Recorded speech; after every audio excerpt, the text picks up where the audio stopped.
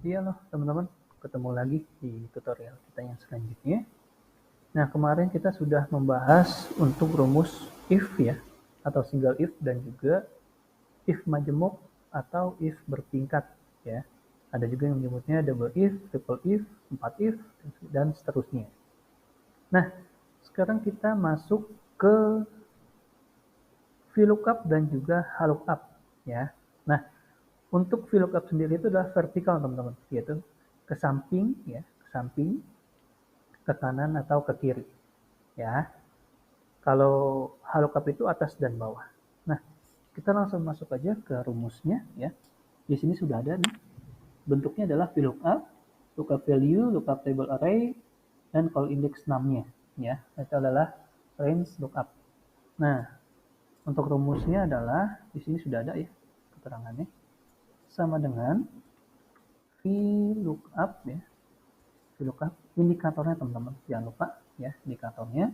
Lalu titik koma. Nah, indikator ini akan mengarah kemana? Ya, range-nya, range dari kolomnya yang harus kita pilih, teman-teman.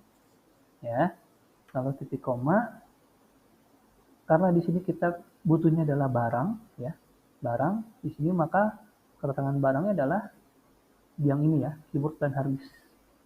Lalu kita pilih 2 berarti, teman-teman. Ya, nah, keyboard tertarik ke bawah. Nah, di sini ada yang error nih, teman-teman. Ya, kenapa error?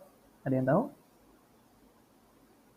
Ya, karena di sininya tidak kita lock nih teman-teman untuk range ininya ya. Tidak kita lock. Jadi dia akan pindah teman-teman. Ya, kita lihat dari sini dia masih masuk, masih ada CPU ya. Makanya dia masih kebaca. Tapi kalau sudah ke sini, nah udah masuk range-nya ke sini. Maka dia tidak bisa ngebaca dari kode yang di sini.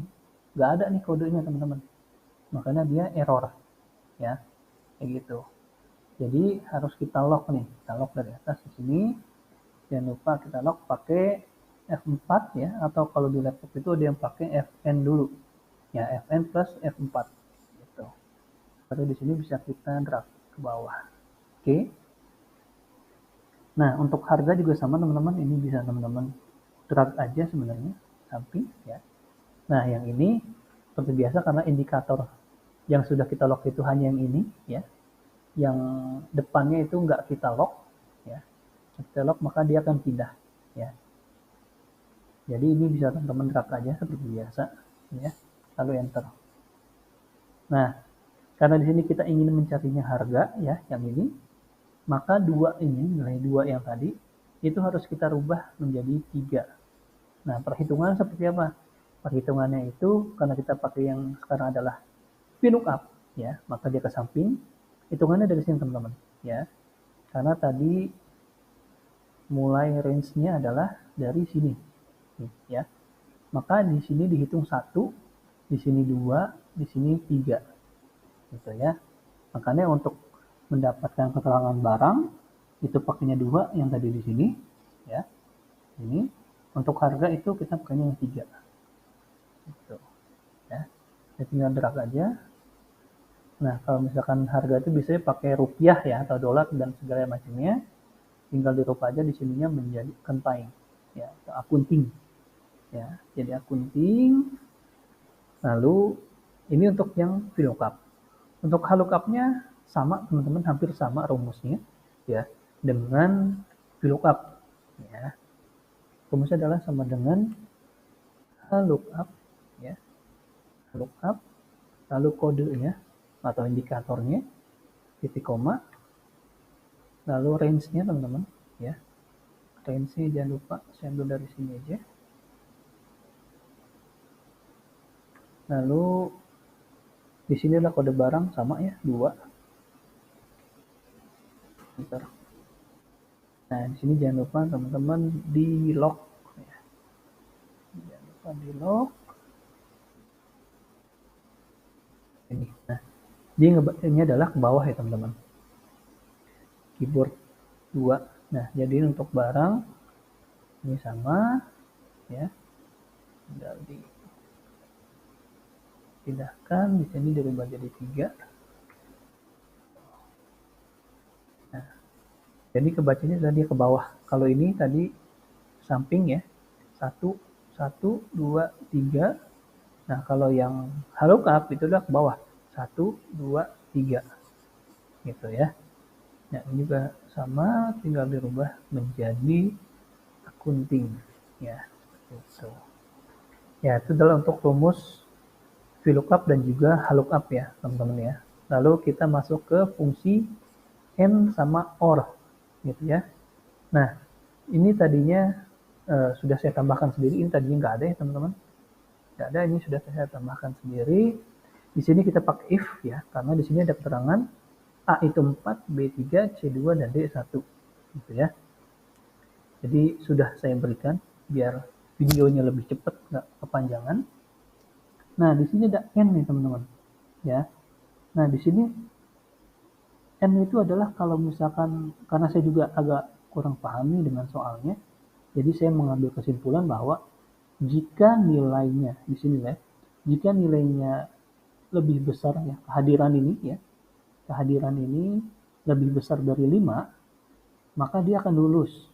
Dan nilainya ya, atau ini lebih dari 2.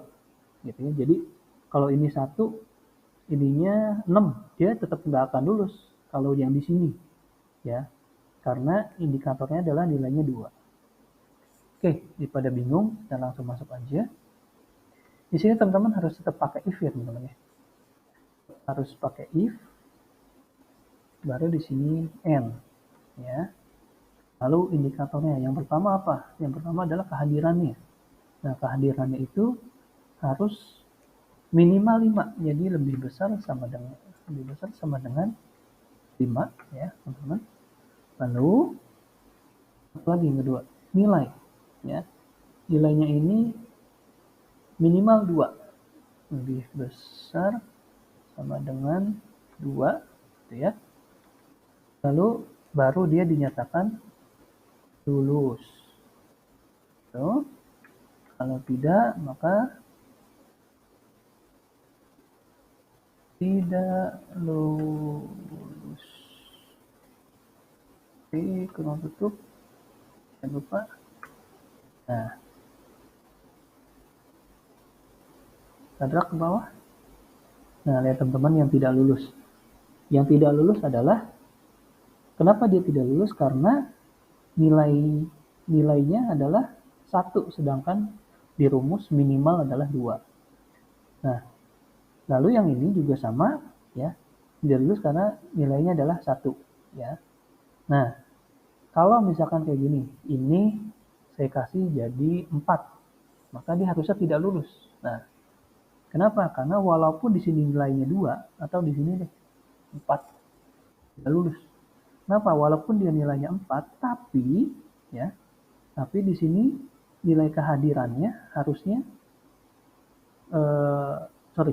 nilai kehadirannya minimal adalah 5, nggak boleh di bawah 5 ya, kecuali dia 5 di sini, dia tetap lulus gitu.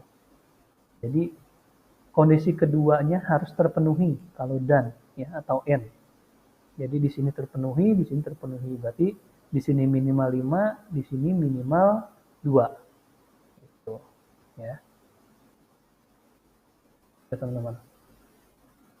Nah, bedanya sama OR, kalau OR ini salah satunya aja yang terpenuhi, teman-teman. Ya, sama dengan if ya, OR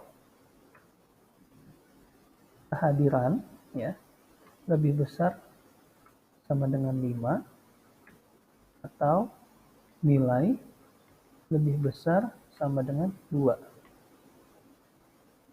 Itu titik koma, maka dia adalah lulus ya. Jika tidak, dia adalah tidak lulus.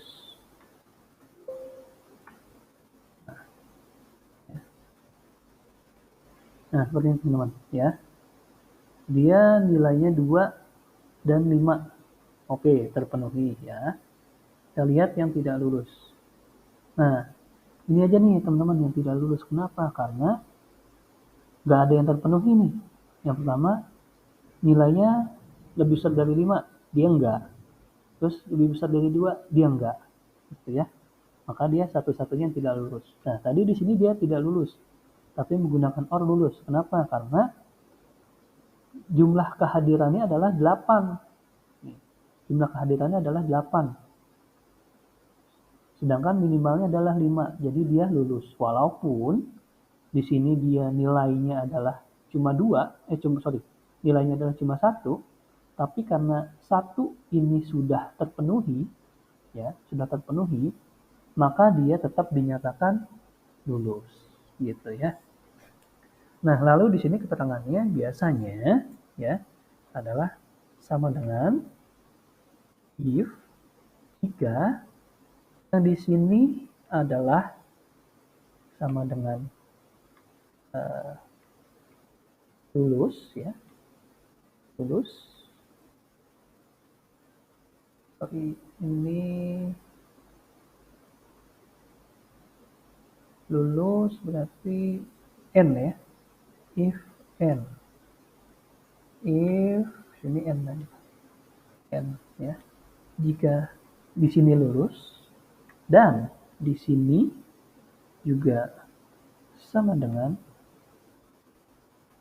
lulus, gitu ya, maka dia dinyatakan lulus. Jika tidak, maka dinyatakan tidak lulus. Nah, lihat yang tidak lulus ini tidak lulus ya teman-teman. Kita cek. Nah, gitu ya. Tidak lulus. Jadi kalau ada salah satunya aja tidak lulus, maka dia dinyatakan tidak lulus. Jadi untuk bisa lulus, n-nya ini harus lulus. Ini dikasih 2, baru dia akan menjadi lulus. Gitu. Ya, jadi itulah fungsi untuk and dan or. Oke, namun teman-teman ya, ini satu lagi. Wah, ini agak panjang teman-teman ya untuk fungsi depth, jadi mungkin akan saya lanjutkan di video selanjutnya saja. Oke teman-teman, terima kasih atas waktunya. Sampai bertemu lagi di video selanjutnya. Terima kasih.